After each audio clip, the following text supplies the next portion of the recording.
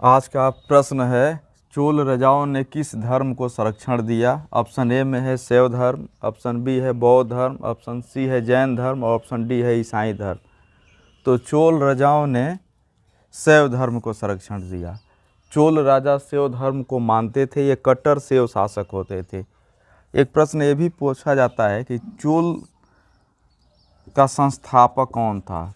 चोल का संस्थापक, तो चोल का संस्थापक विजयालय था। चोल की राजधानी पूछा जाता है, इनकी राजधानी कहाँ थी, तो इनकी राजधानी तंजौर या तंजावुर थी। यह भी प्रश्न पूछा जाता है कि चोल क्यों प्रसिद्ध है। जो चोल अपने स्थानीय स्वशासन के लिए जाने जाते हैं। स्थानीय स्वशासन, और यहीं से पंचायती राज व्यवस्था का कंसेप्ट आया है। स्थानीय स्वशासन के लिए प्रसिद्ध थे। एक चोल राजा है जिसका एक अभिलेख है उत्तर मेरूर अभिलेख। ये चोल शासक परांतक प्रथम का है। परांतक प्रथम का, इसी से स्थानीय स्वशासन की जानकारी मिलती है। नेक्स्ट प्रश्न है, कांग्रेस की प्रथम महिला अध्यक्ष कौन थी। ऑप्शन ए में है आपके सामने सरोजिनी नायडू, ऑप्शन बी है एनी बेसेंट, ऑप्शन सी है नलिनी सेनगुप्ता और डी है अरुणा असफ अली। तो कांग्रेस की प्रथम महिला अध्यक्ष एनी बेसेंट थी। और एनी बेसेंट ये 1917 में कलकत्ता अधिवेशन में अध्यक्षता की थी। कलकत्ता अधिवेशन में अध्यक्षता की थी एनी बेसेंट। अगर प्रश्न यही पूछता कांग्रेस की प्रथम भारतीय महिला अध्यक्ष, अगर भारतीय महिला अध्यक्ष कहता, भारतीय महिला अध्यक्ष, तब सरोजिनी नायडू आंसर हो जाता। सरोजिनी नायडू 1925 ईस्वी में कानपुर में अध्यक्षता की थी। कानपुर में अध्यक्षता की थी। इस प्रकार प्रथम भारतीय महिला अध्यक्ष सरोजिनी नायडू है। नलिनी सेनगुप्त ये भी 1933 में कलकत्ता में अध्यक्षता की थी और विशेष अधिवेशन था। और ये प्रथम अंग्रेज महिला है। अंग्रेज महिला है। इन्होंने भारतीय नागरिकता उस समय छोड़ दी थी जब ये अध्यक्षता की थी। इस प्रकार प्रथम अंग्रेज महिला का नाम जब भी आएगा तो नलिनी सेनगुप्त होगा। चौथा जो ऑप्शन है अरुणा असफ अली, तो अरुणा असफ अली आप जानते हैं कि ये 1942 का भारत छोड़ो आंदोलन, 1942 का भारत छोड़ो इंडिया क्विट मूवमेंट, भारत छोड़ो आंदोलन में मुख्य भूमिका निभाई थी।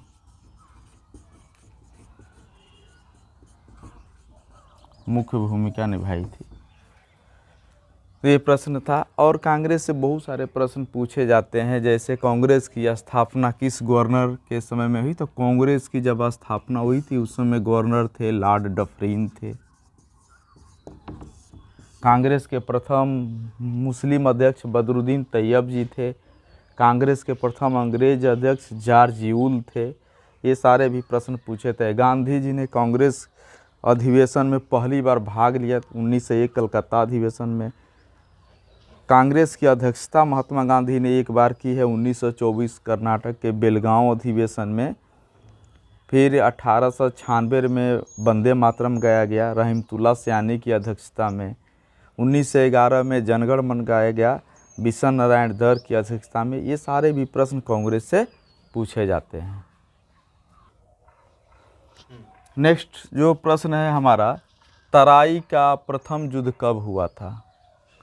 ऑप्शन ए है आपके सामने 1191, ऑप्शन बी है 1192 ईस्वी, ऑप्शन सी है 1194 ईस्वी और ऑप्शन डी है 1215 ईस्वी। तो जो तराई का प्रथम युद्ध हुआ था वो हुआ था 1191 ईस्वी में। Option A is right answer. 1191 ईस्वी में तराई का प्रथम युद्ध हुआ था और ये युद्ध पृथ्वीराज पृथ्वीराज चौहान वर्सेस मोहम्मद गौरी के बीच हुआ था, और इस युद्ध में पृथ्वीराज चौहान की विजय हुई थी, जीत गए थे। पृथ्वीराज चौहान की विजय हुई, विनर थे इस युद्ध के। पृथ्वीराज चौहान इस युद्ध को जीत गए थे। इसके बाद पृथ्वीराज चौहान जीत गए और मोहम्मद गौरी हार के फिर वापस गजनी के तरफ चल गया। अब एक प्रश्न और आता है, तराई का द्वितीय युद्ध। देखिए, तराइन का द्वितीय युद्ध ये 1192 ईस्वी में हुआ। तराई का द्वितीय युद्ध 1192 ईस्वी में हुआ, और ये युद्ध भी यही दोनों के बीच में हुआ था, यानी पृथ्वीराज चौहान और मोहम्मद गौरी के बीच हुआ था। और इस युद्ध में गौरी ने पृथ्वीराज चौहान को पराजित कर दिया था। इस युद्ध का विजेता कौन था? गौरी। जीत दर्ज की, मोहम्मद गौरी ने इस युद्ध में जीत दर्ज कर ली। तो ये तराई का द्वितीय युद्ध हुआ। अब तराई जो सेकेंड ऑप्शन है 1194 में चंदावर का युद्ध हुआ था। याद रखिएगा, 1194 ईस्वी में चंदावर का युद्ध हुआ। चंदावर एक कनौज के शासक गढ़वाल वंश के थे,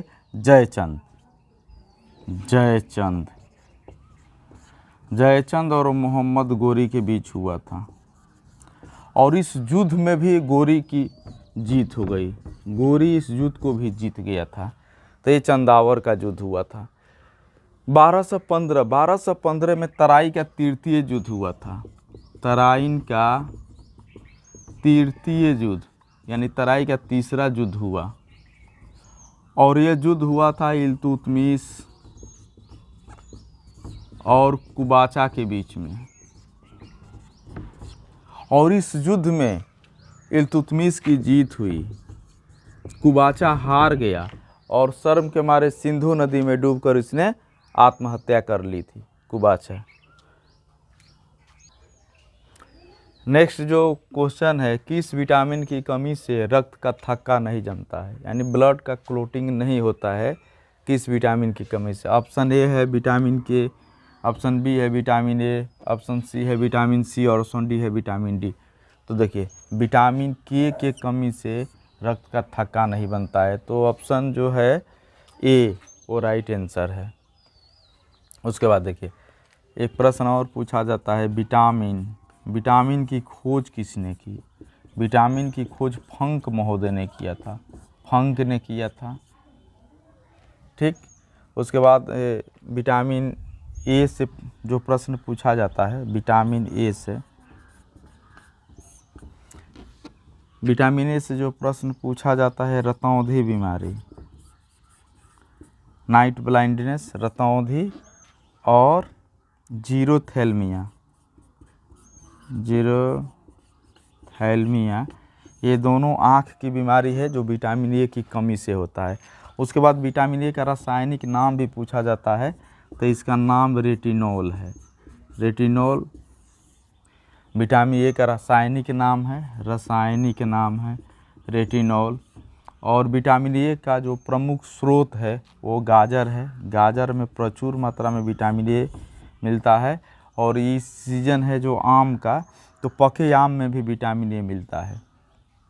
देखिए, विटामिन सी का कमी से स्कर्वी बीमारी होती है। विटामिन सी की कमी से स्कर्वी बीमारी होती है। और सबसे ज़्यादा ये साइट्रस फ्रूट यानी खट्टे फलों में विटामिन सी पाया जाता है, खट्टे फलों में। और यह स्किन डिजीज़ को कम करता है। और विटामिन सी सबसे ज़्यादा आंवला में पाया जाता है। और इसका जो रासायनिक नाम है एस्कॉर्बिक अम्ल नाम है, एस्कॉर्बिक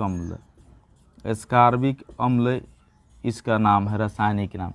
विटामिन डी इसको कैल्सीफेरोल कहते हैं। और सूरज के प्रकाश में सनलाइट में यह पाया जाता है विटामिन डी। ये भी प्रश्न पूछे जाते हैं। नेक्स्ट जो प्रश्न है, गांधी इरविन समझौता कब हुआ? 1931, ऑप्शन बी है 1930, ऑप्शन सी है 1935 और ऑप्शन डी है 1919। तो गांधी इरविन समझौता 1931 में हुआ था। Option A is right answer. देखिए 5 मार्च 1931 ईस्वी को गांधी इरविन के बीच दिल्ली में समझौता हुआ था, दिल्ली में हुआ था। इसी कारण इसे दिल्ली समझौता के नाम से भी हम जानते हैं, दिल्ली समझौता के नाम से भी जानते हैं। गांधी और इरविन के बीच ये समझौता हुआ था और इस समय महात्मा गांधी ने सविनय अवज्ञा आंदोलन की शुरुआत कर दी थी, जो 6 अप्रैल को दांडी से वो शुरू किए थे नमक कानून तोड़ के। उसके बाद गांधी को इरविन बुलाया, ये समझौता हुआ दिल्ली में। इस समझौते के बाद महात्मा गांधी ने द्वितीय गोलमेज सम्मेलन में भाग लेना स्वीकार कर लिया और द्वितीय गोलमेज सम्मेलन में भाग लेने के लिए महात्मा गांधी एस राजपुताना जहाज से गए और वहाँ वो गांधी जी को किंग्सले हॉल में ठहराया गया था और जेम्स पैलेस में ये सम्मेलन हो रहा था, द्वितीय गोलमेज सम्मेलन। उस समय ब्रिटेन के प्रधानमंत्री रैमजे मैकडोनाल्ड हुआ करते थे, लेकिन ये असफल हुआ और गांधी जी वापस आए। इस प्रकार ये गांधी इरविन समझौता पूरा डिटेल्स था।